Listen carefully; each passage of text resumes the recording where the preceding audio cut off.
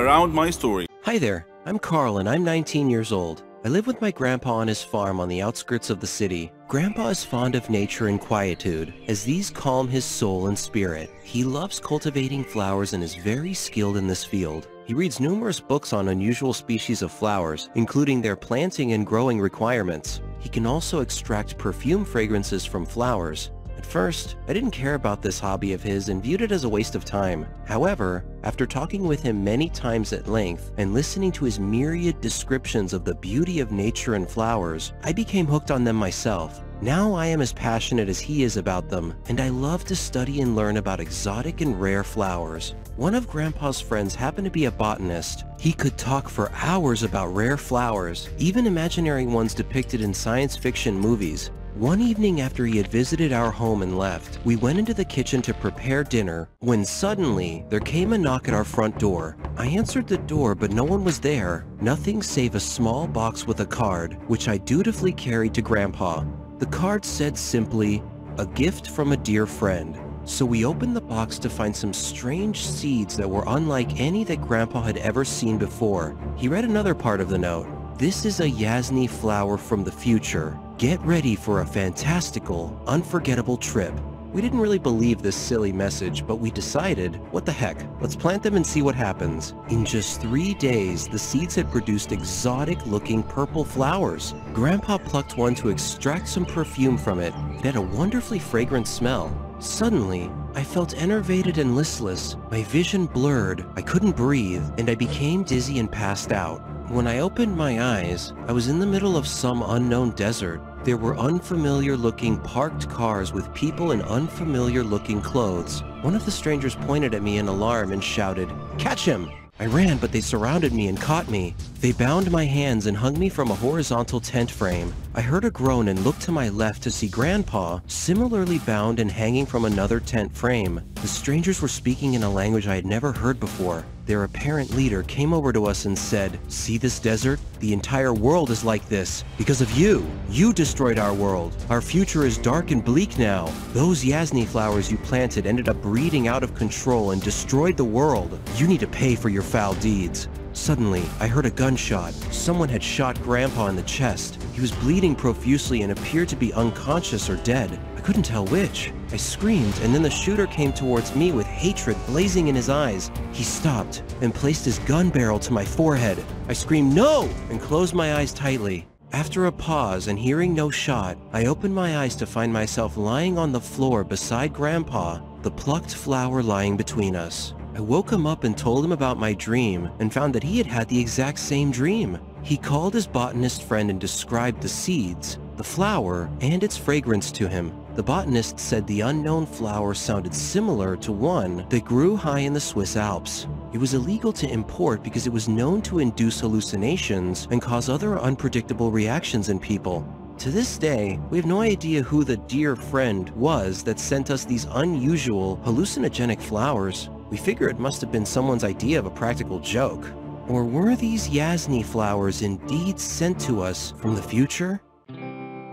I am Brenda's child. Or at least I was. Because my grandmother had died and my mother at some point in her life felt that drugs would be beneficial to her, I was put into foster care at the age of 2 and adopted at the age of 7. I have no real memory of Brenda, just her name and the last time I saw her. I was 7, and I had gone to a foster care agency for a visit. She brought me some strawberry candy. I remember my adoptive mother telling me to say thank you, and I did. Then Brenda got up and told me she would see me again. I went back to the agency a month later for a visit, and she never showed up. My mother was gone, and I was no longer her child. I was fully aware of being adopted because my adoptive parents, who I've lived with for the past 4 years, asked me how I would feel being their child, and I said I had no problem with it. So they adopted me and my biological sister at the same time. I can remember that when I got adopted, I was happy, but at the same time sad. I was happy because I had a family, a nice warm bed to sleep in every night, plenty of food to eat, and a place to run around. I was sad because I never got to say goodbye to Brenda, and the last time I saw her, I didn't take in what she looked like. I was sad because she never showed up to me again. She had lied when she said that she would. I'm not sure why I never saw Brenda again, but for years I looked at myself as an intrusion. I figured she didn't want to see me anymore because I needed things, and that would get in the way of her buying her drugs. When I went to sleep, I'd have dreams that Brenda had been looking for me and found me. I'd have dreams that she would recognize me and come up to me and say, "It's me, your mother." But I never talked about these things. I guess I just didn't see the point. It wouldn't have changed the feeling of loneliness that she had left behind. My adoptive parents didn't make it that easy for me to talk either. It wasn't that they weren't good to me. They took me on road trips, they took me to and great adventures, and they got my hair done every 2 weeks. They gave me a stable home, something I probably would have never had if I had been in foster care or still lived with Brenda. But my adoptive mother jumped to conclusions when I would try to tell her little things about boys or school or anything that happened in my life. She always assumed I was getting in some kind of trouble. So there wasn't any way I would have told her about my most painful private thoughts, even if I had thought of telling her. Instead, I just tried to be a nice kid who always seemed happy. I would smile, laugh, and joke. I'd come home and talk about everybody under the sun and how they were doing, except myself. I didn't want my adoptive parents to feel as if I wasn't appreciative or that I didn't love them, so I tried to act as if everything was good. When you're adopted, you feel like your adoptive parents at one point or another are going to expect you to be grateful. You imagine they're thinking, "We could have left you in foster care." And I was grateful, but there was still a part of me that was angry at having to be grateful for just being their child.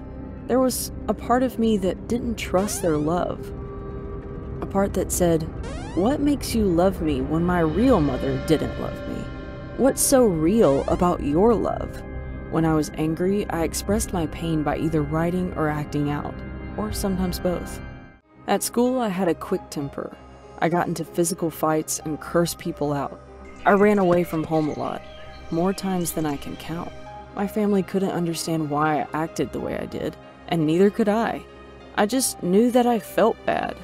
If I was out in the street and the thought of her would enter my mind, I would turn my head and find something to distract me.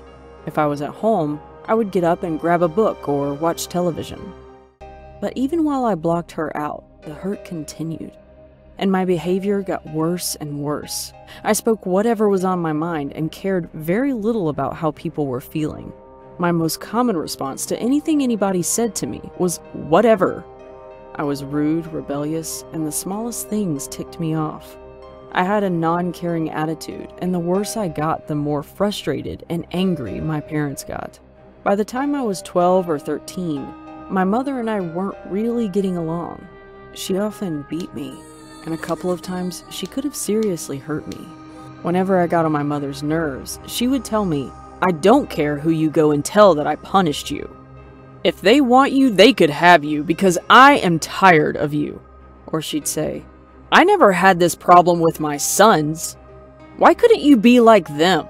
I felt like my mother didn't want me, even though she had adopted me. I felt that she wanted a replica of her children, who didn't act out so much and didn't get in trouble in school standards I could never live up to. It didn't help that much that my extended family never really accepted me. Every Christmas, they acted funny towards me. I found out later that some of them never wanted my adoptive parents to adopt me in the first place. When things got really bad with my mom, I went to one of my aunts for help, and she threatened to call the police on me for running away. She didn't like me, and the truth is, she didn't like my mom either, and she just didn't want to be involved.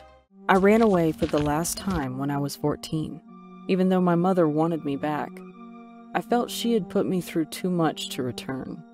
I rejected the only family I had had for the last 10 years, a family I had come to feel didn't want me, but just put up with me, even though my mother wanted me back. I felt she had put me through too much to return. I'm 19 now, and I've been on my own for the last 5 years. I've lived with a friend, I've lived on the streets, and I've lived in a foster care home. I've grown a lot, but I haven't really come to terms with my feelings about being given up or about being adopted. I have friends and other people who support me now, so to a large extent the feelings of loneliness have disappeared. But my anger has not. Instead of blocking it out, I talked to my boyfriend about it and tried to make sense of it all. Maybe one day I will forgive and forget, but right now I feel like the only true family I will ever have is the one that I will one day start. I do have some contact with my adoptive mother. Sometimes I talk to her when I call my sister, who still lives with them. My mother wrote me a letter apologizing for the past, and she has even asked if she could come to my college graduation. I'm thinking about it, but I'm not sure I can forgive her yet for all the things she said and did to me that really hurt. I don't think I will ever forgive my extended adoptive family. They weren't there for me and my mother when we were having troubles. They didn't stick by me. They made me feel like they never wanted me. To this day, I carry around with me this feeling of not belonging, and this feeling of wanting to belong. When I was younger, I was able to block the memory of Brenda out of my mind, but now it's not so easy. I look into the mirror and I want to know who I look like.